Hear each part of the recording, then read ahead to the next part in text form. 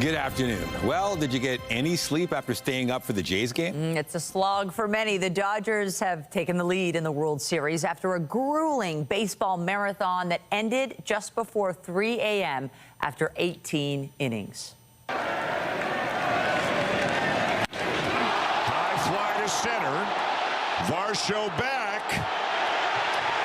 Game over. And that was the end. Freddie Freeman hit a solo home run in the bottom of the 18th inning to lift the Dodgers to a 6-5 victory. It was the second longest game in World Series history, lasting 6 hours and 49 minutes. The Dodgers taking a 2-1 lead in this World Series with Game 4 tonight in Los Angeles. And CTV's Sean Leathong stayed up until the very end. I'm sure the whole city is tired, Sean. Everybody is this morning. Everybody's talking about it, and they're worried about what the Dodgers will have. They're hoping the Blue Jays won't have much. The heart's broken of Blue Jays fans. And Freddie Freeman, who just 1 year ago was being adopted by Canada because he is a dual citizenship, the citizen who plays for Canada in international baseball tournaments, breaks the heart of the entire country, ending that game. I'm sorry, we have to show it to you again. Solo shot over the center field wall, the bottom of the 18th inning. Can you believe it? But the Blue Jays did have their chances throughout this one. Now, we did see some fans here, Blue Jays fans, who were checking out the game. They stayed for the long haul. We talked to a few. Here's what they had to say. My heart has never beat it so fast. Too many bases loaded and no runs. Too many innings, no runs. Looked like we were getting beat up pretty bad early on, and that one inning that really turned it around really brought us some hope, but it's been all over the place. It's never for sure when you're playing a team like the Dodgers. The Blue Jays games, and today, they played amazing, and that the fact that they're here today after seeing the Dodgers win last year, being here was a huge thing that they made it to the World Series. So. How are you feeling? Tired. It's been a long night, huh? Yeah. Who are you cheering for? Blue Jays. Who's going to win the World Series? Blue Jays. Okay, so that kid's positive. It's 2-1 in the series now. The Dodgers now leading. We know that Toronto had started out with the 1-0 game advantage.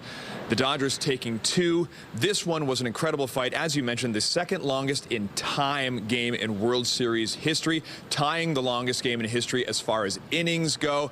John Schneider talked about what he saw from his players last night. Here's what he had to say. I love the way we played. I love the way we fought. I think every single player had the right intentions on both sides tonight. There's a lot of things you look at. We had chances to score. They had chances to score. Yeah, a lot to digest. You know what I mean? But I think turning point's obviously a walk-off homer. But man, I give my guys so much credit for playing the way they did, and Eric Lauer pitching the way he pitched. That's pretty unbelievable. I know Klein did the same thing for them, but a lot to unpack in that game. So the Blue Jays used 9 pitchers last night, and they did have their chances. This hit you're watching right now from Bo Bichette in the top of the 7th inning resulted in Vladimir Guerrero Jr. with an excellent heads-up slide to take the lead for the Blue Jays 5-4 at that point. But it did not last long. Right after that, Shohei Ohtani in the bottom of the 7th inning hitting his second home run of the night. He had 2 home runs and 2 doubles. It was the Shohei show. If you have any question of who the best player in baseball is right now, it is, of course, Shohei Ohtani. And, oh, yeah, beyond that, Shohei Ohtani will be the starting pitcher for the Los Angeles Dodgers tonight. There is some question about his effectiveness. He went 6 innings strong in the NLCS, a game which he also got 3 home runs in, but he didn't get much sleep last night. He was on base 9 times. The Blue Jays had to walk him every time he went up to the plate after his second home run, so we'll see what he has. The man who gets the ball for the Blue Jays is Shane Bieber, who has been solid throughout the playoffs. And there are also some questions about the Blue Jays' health going into this one. George Springer left the game midway through right side tightness, some soreness he had last night, so we'll see if he's actually able to suit up for the Blue Jays today and DH. And Bo Bichette left in the top of the 7th inning after hitting that what looked like it could have been a double, but he stayed at first, so there's question about his ability to run or play, but his bat has been good for the Blue Jays. But we will go again tonight. It seems like it just ended, but they will start again at 8 o'clock Eastern time here at Dodger Stadium. The Jays really want to get back in this series and tie this at 2 because you don't want to fall behind 3-1 to the Los Angeles Dodgers with Game 5 here the next night. Reporting live, I'm Sean Leathong. Nathan and Michelle, send it back to you. Thank you, Sean. Let's hope the Jays are still sleeping and maybe you can squeeze in a nap before game time. Thank you. Moving on to other news now, and Rexdale, where 2 people have been injured after an armed carjacking that happened at a car wash. One of the victims has life-threatening injuries. CTV's Janice Golding is live at the scene on Rexdale Boulevard, just west of Highway 27. Janice.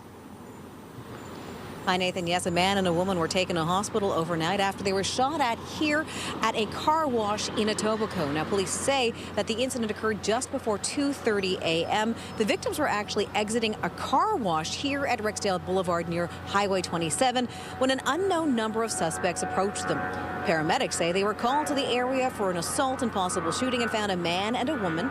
The male in his 40s was shot and sustained serious but non-life-threatening wounds. Police say a woman in her 30s was not shot, but she was assaulted and suffered minor injuries. Here's what patrons of the gas station had to say today. It's the whole city. The whole city's like this now. I'm not from the area. I live in a small town where that stuff doesn't happen, and that's part of the reason I don't live in the city. I know it's not a good thing. Every day he's doing something like that, but it's not good. It's very sad, very bad. Now, the suspects fled in an unknown direction. We do not have descriptions of the people involved in the shooting at this point. Reporting live, Janice Golding, and back to Nathan. Thank you, Janice. In Richmond Hill today, there's a search for a missing 17-year-old girl. The teen has not been seen since Monday morning. CTV's John Musselman joins us live now with those details. John. Hi, Michelle. Yeah, Monday morning around 9:30 a.m. on Yonge Street, right behind me, we're in northwest Richmond Hill, and police are quite concerned because they say this young teenager, this is totally out of character for her. She's always in contact with their family, and it's now been 24 hours since she was last seen walking north on Yonge Street here in Richmond Hill. So police are quite concerned. They're appealing for the public for help on this. Anyone who may have seen this young girl is asked to call. Police are also canvassing the area for any possible surveillance tape which might show her direction of travel. They say that she has some vulnerabilities. They won't get into what that is. They just say it's very out of character for her not to contact her family after 24 hours. We did have a chance to speak with the staff sergeant with York Regional Police. Here's what he had to tell us. Last afternoon at 3 p.m., York Regional Police received a call for a missing vulnerable person in Richmond Hill. Leathong, a female age 17 of the city of Richmond Hill, was last seen in the area of Yonge Street and Devonsley Boulevard. She was last seen on foot at the time. She is described as female, Asian, 5 foot 3 inches tall, 120 pounds, with brown eyes, black hair, last seen being worn in a ponytail. When she was last seen, she was wearing a black hoodie with blue cargo pants and light gray sneakers. It's unusual for Leathong to not have had contact with her family for this period of time. She has been missing for over 24 hours now. And we can tell you that York Regional Police do have their helicopter in the air in this area searching for the possible sighting of this young woman. Anyone with information is asked to call York Regional Police. Reporting live from the scene, I'm John Musselman. I'll send it back to you. Thank you, John. Jamaica is being hit hard by Hurricane Melissa. The storm is about to make landfall as a Category 5 hurricane, and it's the worst storm ever to hit the island. CTV's Scott Hurst is standing by live with the latest. Scott, there are dire warnings. What is the latest as we track this system? Good afternoon, Michelle. No doubt a lot of Canadians, particularly in Toronto, tracking every second of this storm. Canadians, of course, originally from there, or many who likely still have lots of close friends and family there, but also a place that many Torontonians, in particular Canadians as a whole, like to vacation as well. But right now, there's significant concern about widespread devastation, catastrophic winds, a significant amount of flooding, and a massive storm surge upwards along the coastlines of potentially more than 4 meters. This storm has the potential and is forecast to be the worst storm in the island's recorded history. A Category 5 storm, which is the top end of the scale, must have sustained winds exceeding 250 kilometers per hour. And at some points, it's expected this storm could pack winds that top 300 kilometers per hour. Here's more from a meteorologist we spoke to, really putting this storm into significance. This is what's going to be a generational storm for Jamaica and potentially even eastern parts of Cuba. The landslides, the extreme flooding that will wash away homes and property. And then, of course, the very strong winds, which will knock down the trees, cause more flooding. So we're going to be seeing a lot of damage, a lot of destruction out of Hurricane Melissa here on Jamaica. And so here's the latest track. It's expected to make landfall in just the next hour or so. Residents and tourists alike being told to shelter in place, hunker down, find someplace safe. And it's not so much the intensity of the storm, however, that is severe, that's causing so much anxiety. It's also the fact that it's moving quite slowly. That means some areas could endure punishing conditions for far longer than during most hurricanes. I also want to play an interview from the Minister of Tourism talking about the impact of this storm on the island nation. We are expecting landfall later today. In fact, it has drifted to somewhere around 1 o'clock this afternoon. And the speed also of the system has increased. It's a little over 5 miles an hour now. And it's also expected to pass across a narrow width of the country, and hopefully will pass a little faster than had been anticipated. All these are factors that hopefully will mitigate against the worst. And so we keep our fingers crossed. And even already, the storm is being blamed for 7 deaths across the Caribbean, including 3 specifically in Jamaica, while preparing for the storm. Oh, it's deeply unsettling when you see it there swirling on the radar. What are Canadians being told at this point? At this point, Canadians who are in Jamaica are being told to hunker down, find someplace safe, and that is the same message for everyone who is visiting the island, for tourists as well as locals alike. It is an incredibly severe storm. For Canadians who might have plans to travel to Jamaica or other parts of the Caribbean in the days and weeks ahead, there are several travel advisories, travel warnings, advisories, and cautionary advice right now. Well, the international airports in Jamaica are closed, but right now the advice about going to Jamaica is don't travel there for any reason because of the storm. But there are also warnings and advisories in place for parts of Bahamas, Haiti, Turks and Caicos, and Cuba as well. CTV Scott Hurst live in the National Newsroom. Thank you. Thanks, Michelle. And here in Toronto, Global Medic says it is standing by to help Jamaica if needed. The disaster relief charity is ready to offer the Caribbean countries 6 aid packages so far. What we've done is we've prepped all the kits so that we're able to respond, come in quick, be agile, be mobile, and then be able to install those units to get people clean drinking water right away. Because let's face it, you can only go a couple of days without clean drinking water. And then we spin up the rest of the teams and come in. And look, if it's a bad storm, we'll offer field hospitals in, we'll offer food programming in. We'll do our best to be there for the people of Jamaica like we have in the past. 3 of the aid packages that are ready to go have already been offered to Jamaica. Global Medic says Canadians can help in 3 ways: by making a financial donation that will be directly turned into material aid, by volunteering and helping pack the aid kits at the charity's warehouse, and thirdly, get the word out to friends and families so they can donate or volunteer.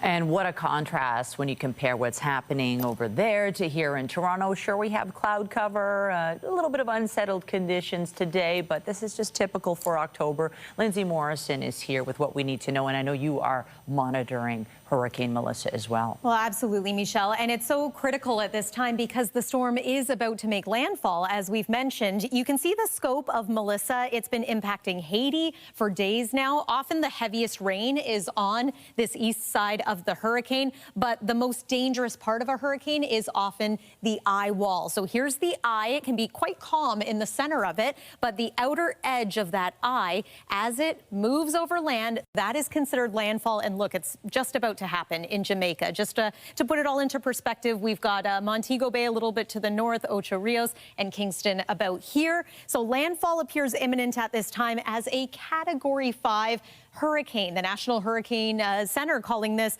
potentially life-threatening, extremely dangerous, and using words like catastrophic. And it's not just Jamaica. By the time this impacts eastern portions of Cuba, it is still a Category 3 hurricane. So that is very strong.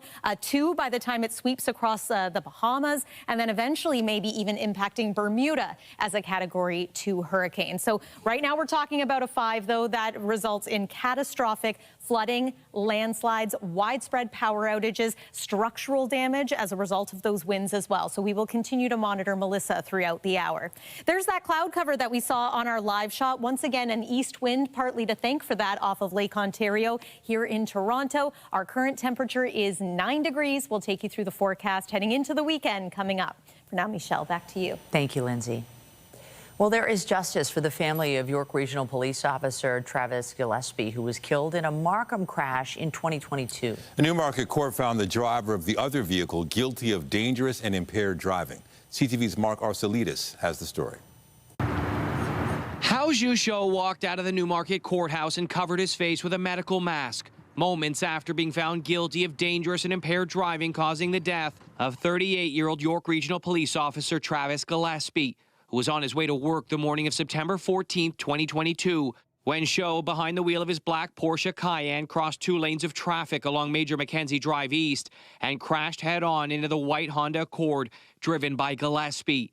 Justice Mark Edwards found Zhou, who was a G2 driver at the time of the crash, was under the influence of alcohol when he fell asleep and lost control of his SUV.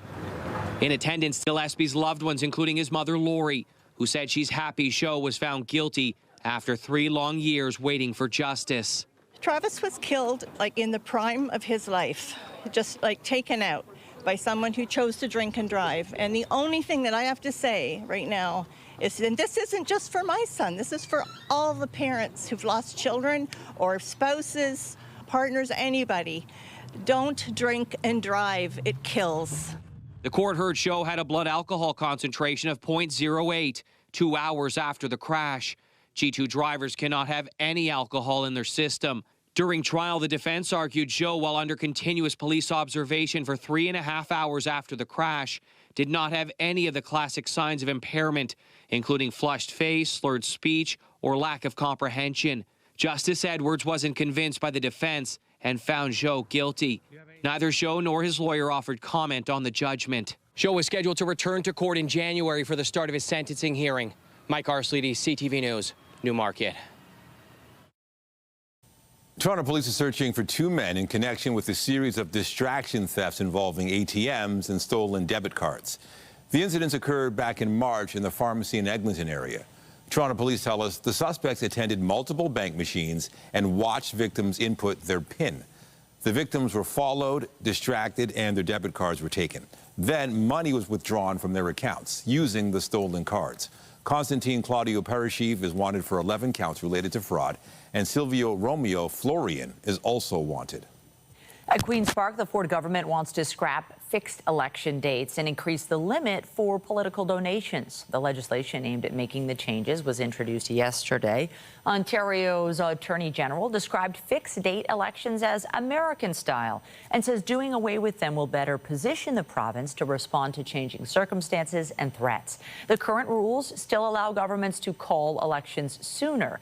The bill would also increase the amount a person can give to a political party to $5,000 from $3,400.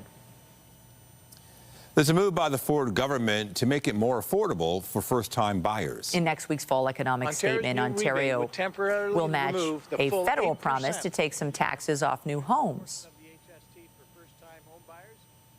Ontario's new rebate would temporarily remove the full 8% of the provincial portion of the HST for first-time home buyers on qualifying new homes valued up to $1 million. So for a new home valued at $1 million, that means a savings of up to $80,000 in provincial tax relief. Ontario's tax break hinges on the federal government passing the same measure in its budget. The relief would be retroactive to the end of May and carry through to the end of 2030 to motivate home builders to get shovels in the ground. Prime Minister Mark Carney is in Singapore, his second stop on a three-country visit to southern Asia. Meantime, the fallout continues from the Ontario anti-tariff ads that prompted the U.S. to further increase tariffs and terminate trade talks. CTV's Colton Prale is standing by in Ottawa with the latest. Colton, the ad from Ontario was a major point of contention for President Trump, leading to that pause in trade talks. What are you hearing now from other provinces? Yeah, that other provinces are planning to move forward with their own advertisements, even though the U.S. ambassador said yesterday that it was that advertisement that ended trade talks and that stopped a trade deal that he said faced no more major hurdles in actually getting signed. And the U.S. ambassador saying now he doesn't see a way to get that deal back to the table or have those talks restarted, and that it could be until the new year before Canadians actually see any sort of return to the talks and tariff relief in some sectors like steel, aluminum, and energy, which he meant oil and uranium. Despite that acknowledgement from the U.S. ambassador, David Eby yesterday said he still plans to move forward with his advertisement that's going to be airing in the U.S., targeting the tariffs, but also the lack of access for BC lumber into the American market, which faces more barriers than Russian softwood lumber does when accessing the American market. Now, Eby wouldn't say whether or not he would pull the ad if the federal government asked him to. He was not clear in his response to that, but that element of this conversation has become a really significant focus. The opposition leader picking up on it, I should say, a little earlier today. Doug Ford yesterday saying that Mark Carney had seen his ad before it aired, and just moments ago, Pierre Poilievre saying if that's the case, then the blame lays at Mark Carney's feet, not only for allowing the ad to run, if it's what broke down trade talks, but also for creating, in his words, a void, that elbows down movement that the opposition leader has been so critical of the Prime Minister for, has forced, in his words, the provinces to step into the gap and to be the attack dogs and to ultimately create situations that may have resulted in those trade talks breaking down. And so the opposition leader very critical of the Prime Minister today, looking for a strategy and looking for a timeline on relief for Canadians. Any chance that they could start talking before the U.S. Thanksgiving? At this point in time, it seems unlikely based on the words from the American ambassador, the American president, and Mark Carney. The Canadian side of this has been that they are leaving the door open for Donald Trump to return when he wants to return to those talks. They are standing behind the progress they felt they made at the negotiating table. At the same time, Donald Trump is saying he doesn't want to see Mark Carney anytime soon. Now, the two leaders will be at APEC in South Korea at the end of the month and into November.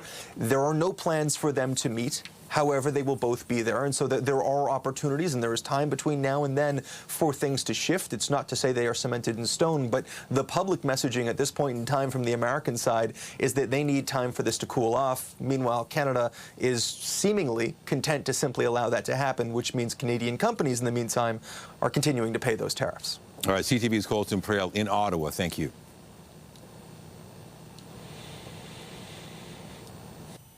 We got some big news on the amphitheater at the Ontario Place site today. The concert venue is being renamed and will close for renovations in just over a year. Budweiser Stage has now been renamed the RBC Amphitheater. The music venue will close in the fall of 2027 for renovations that include additional summer lawn seating and movable enclosures for winter concerts. The roof will also be rebuilt to accommodate movable panels to enclose the pavilion in cooler months. Other planned additions include a lookout deck, a second pedestrian bridge, and expanded food and beverage options. A temporary venue will operate during those renovations, but there have been no details provided yet. The amphitheater will reopen in the spring of 2029 and debut as an all-year venue by the summer of 2030. Our focus in modernizing RBC Amphitheater was improving the fan and artist experience and creating a year-round live music destination for the city, province, and fans from around the world. Operating year-round, the amphitheater is set to significantly increase its show count, expecting to host more than 1.5 million fans a year. Well, once again today, we find ourselves with mainly sunny skies in most parts of southern Ontario, with the exception of parts of downtown Toronto, the west end of the GTA. In any case, here's today at a glance. Chance of drizzle, especially early this afternoon. That should clear out. Afternoon high about 12 degrees, much like yesterday. And yeah, here we go again. Game 4 tonight in Los Angeles. It's actually going to be a pretty hot day today in LA. Sunshine and a high of 31, perhaps 29 degrees for first pitch at 5 p.m. local time. But as we've learned, it gets a little chilly after the sun sets. Let's go Blue Jays. Hopefully they can do it tonight. We're going to take you through your Halloween weather forecast after this break here on CTV News at noon. Stay with us.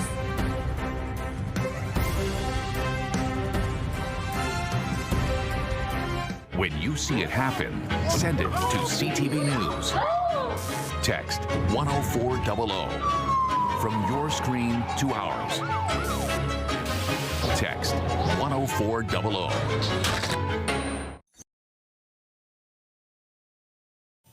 All right, to the forecast. Many of us on what I call a Blue Jay hangover. I mean, it was 3 o'clock in the morning, and then there was post-game. So most people, maybe if you watch the full game and post-game, you're on a few hours of sleep today. It's incredible. I stayed up, and I think the problem is you feel like you're in it so deep, right? 11 innings, 12, 13, and it was close. It was so close at times, so it's like you keep watching, and now, you know, we're struggling today, but also you got to think there's so much baseball left.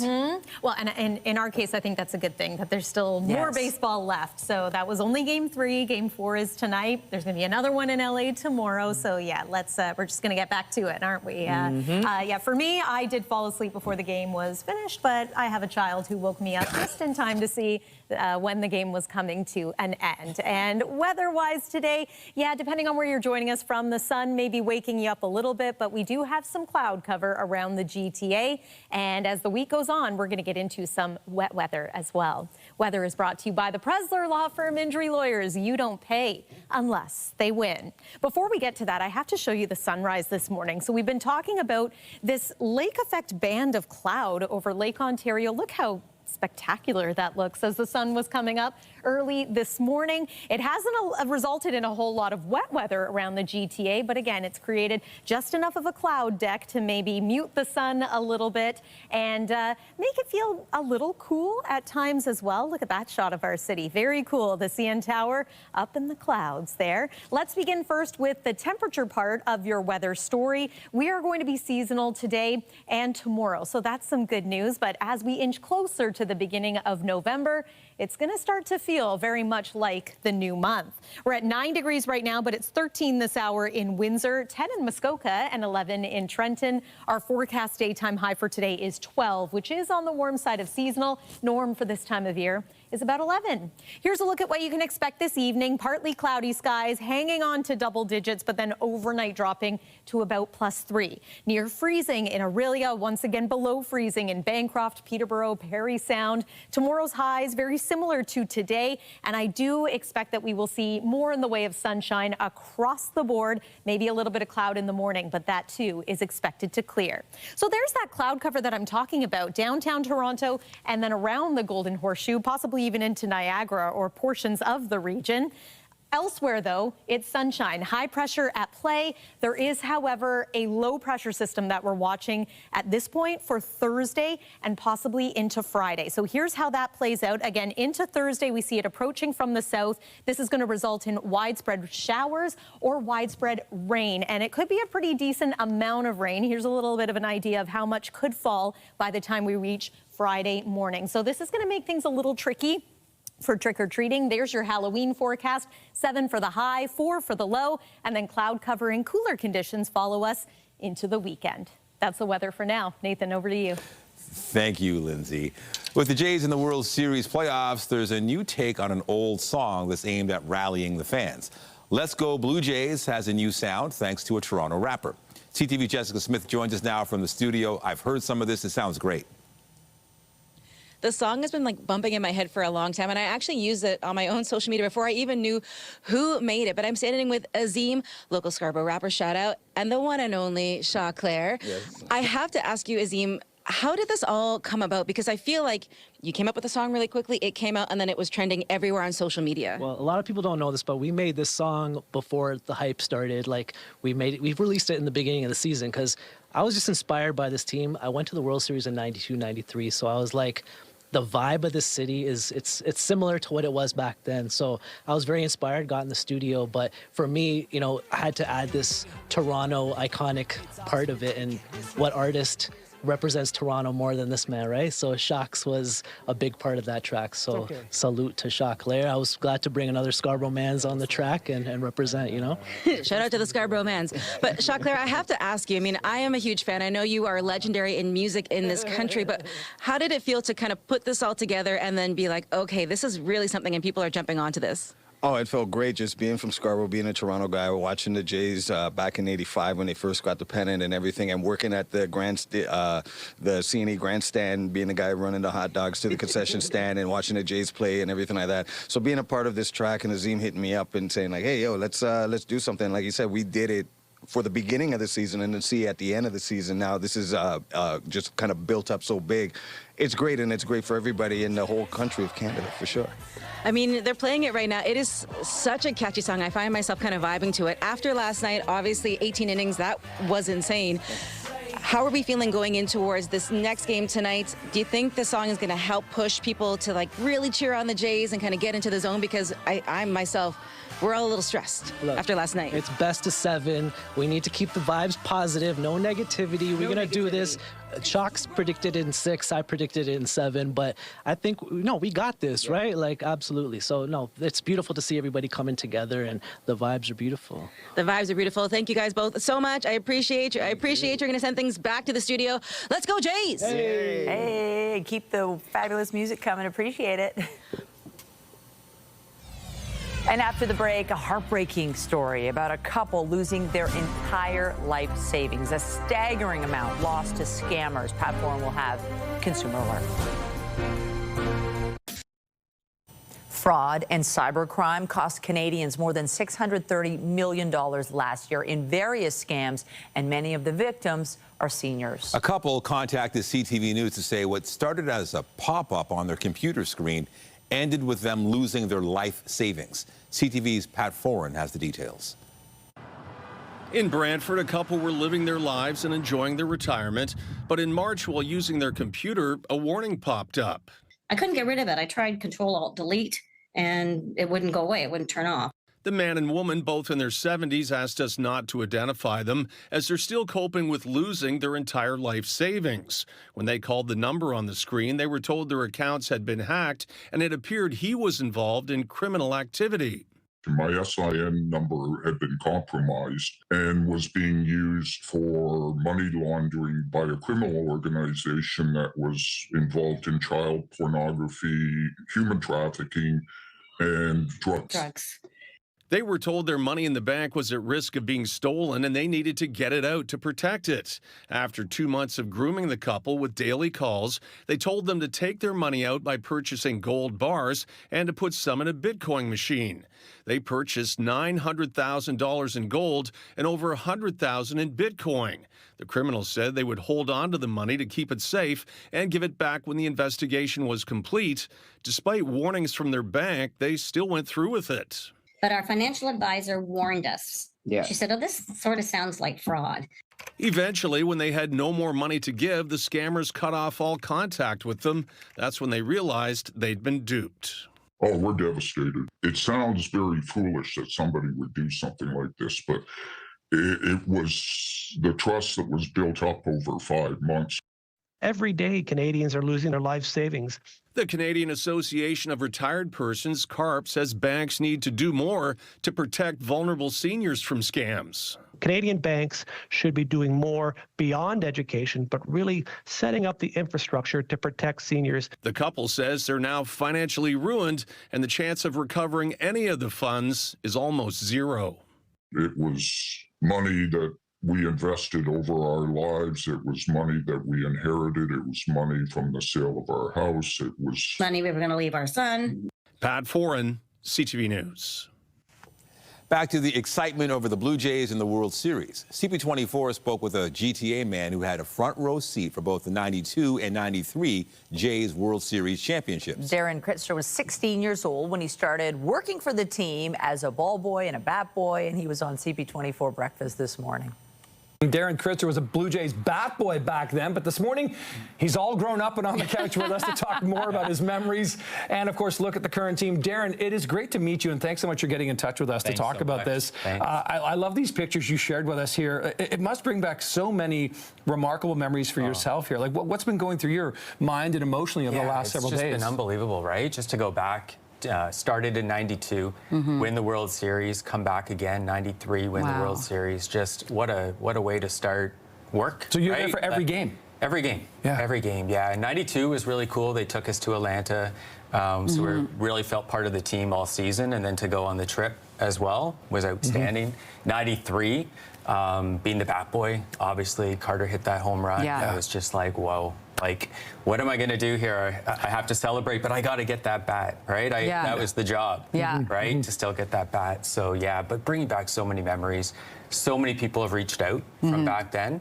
It's been a really, really cool month. I'm sure it has been. And you were only 16 years old when you started doing this. Talk about some of the bats, because I understand there is a Joe Carter bat here today. Yeah, so it's not the bat, but it was one of the bats that he did use in the 93 World Series.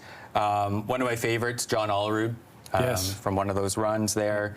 World Series MVP in 1992, Pat Borders. That's one of his bats right here. And then Candy Maldonado, special relationship with him. I was actually the ball boy in 92, so I was down the left field line and I had to throw a Candy between innings. My hand still hurts a little bit from how hard he used to throw. I bet. But yeah, he's one of my favorites. And yeah, so I have a few things, and yeah, I thought I'd bring a few things today. Did you stay up last night?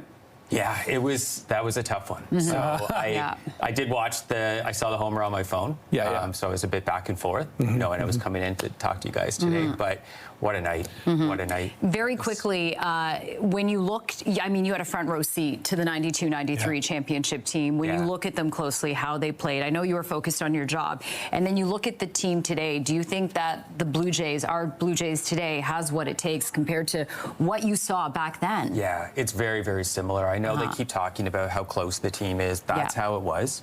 Cito, that lineup that Cito put out every day, those guys knew exactly when they were going to play. The lineup was the same. The team was tight. I had a really front row seat in 93 for me, as you can see in one of those photos. I was right next to Cito every game. I could hear the interaction and what was happening and who was talking to who and how he was thinking from a leadership standpoint. So it was really cool. Really cool. But the team's very similar. How fun is that? Now, baseball is a game of stats, and the Jays are trailing in the series. But what are the odds of pulling off a championship? We're going to a stats expert for the answer. U of T professor of statistics Jeffrey Rosenthal says the Jays still have a chance despite the loss. That's a tough one. I sure wish they'd won last night, and it was a close one, and it would have made quite a difference because, with the games that are left, being up 2-1 is much better than being down 1-2. And when the series started, I went out on a bit of a limb because I had the Blue Jays' chances of winning a little higher than 50%. I had them about 52.46% chance, whereas most people were saying that they had a smaller chance. So I was thinking they're going to do it. Now, it's too bad they lost last night, and you got to say with the loss, their probability of winning the series does go down. It goes down into the low to mid 30%, I'd have to say, based on my my statistical modeling. But at the same time, every game's a separate game, and they certainly still have a chance to pull it out and win it. Remember Seattle? Anyway, still to come. We're now 1 year away from the next municipal election, and the Board of Trade says the next 12 months will be critical to the future of the city. That's after the break.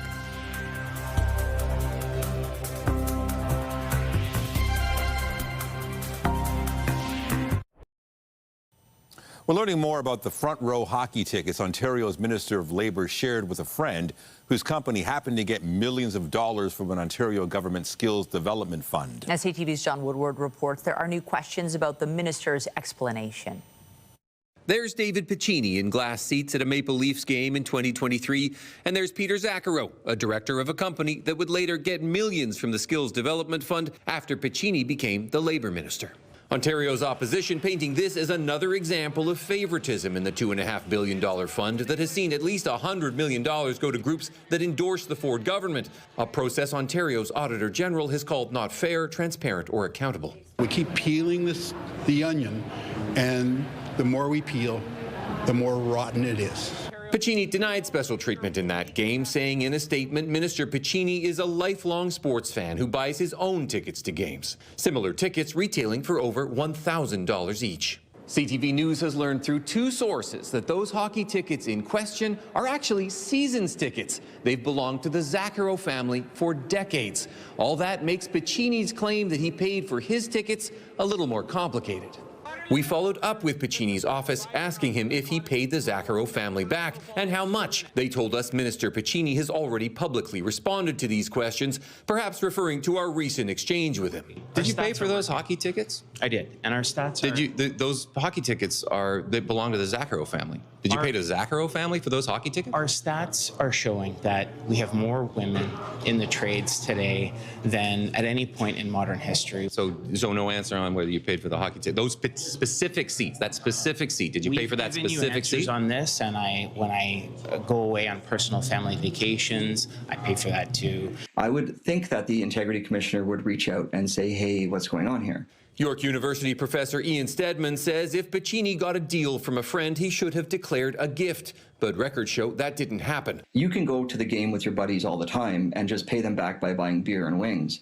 But when you're a public official, you actually have to be very scrupulous about making sure there's a record that you've paid them back. Otherwise, scoring something from the minister could have been that night's real goal. John Woodward, CTV News. To City Hall now, where the one-year countdown to the next election has begun. The Board of Trade stressing the next 12 months will define the debate that shapes what could be a pivotal point in this city. CTV's Natalie Johnson has the details. Allons-y, la gang! At an East End brewery this morning, Mayor Olivia Chow was fermenting a plan to help small businesses report delays and barriers at City Hall. It gives me an idea. With 1 year to go before the mayoral election. I didn't even know that is 1 year from today. I'm focusing on cutting red tape and supporting small businesses so that they are successful. But with the countdown now on, a new poll suggests Chow is vulnerable to defeat next year. In a head-to-head race with Brad Bradford, the only high-profile declared candidate, Bradford beats Chow with 40% support compared to Chow's 32%. I hear from Torontonians every day that the city is headed in the wrong direction. You know, they feel like Toronto is less safe. They know it's more expensive, and it's never been more difficult to get around. And I think we need leadership at City Hall that is focused on the basics. Chow, though, stands to benefit if John Tory adds his name to the ballot, which creates a statistical dead heat. Tory declined a request for interview today. It all comes as the Board of Trade launches a year-long campaign highlighting what is at stake for Toronto in the next election, calling on the next term of council to be defined by a bold agenda because the city stands at a crossroads. What we've done over the last 40 years may have served its purpose in times past, but really doesn't meet the mark today, and you can see it. In an open letter to mayoral candidates, the president of the Toronto Region Board of Trade writing, what's needed next October is new and renewed leadership with the discipline and vision to strengthen Toronto's economic armor. Calling on the next mayor to overhaul the city's fiscal framework, fix the gridlock and expand transit, and accelerate housing supply. I think there's a sense among the voters that things are not necessarily going in the right direction. The mayor not saying yet whether she will run again. I'm busy doing all the work to deliver results for people and have not begun to think about election. But thank you for that reminding me that I probably eventually need to consider what am I doing next year. It's time for generational change in the city of Toronto. It's time for a new chapter for this city. And in 365 days, we'll take that question to Torontonians. With 1 year to go, the Board of Trade says the answer to what is at stake is everything. Natalie Johnson, CTV News.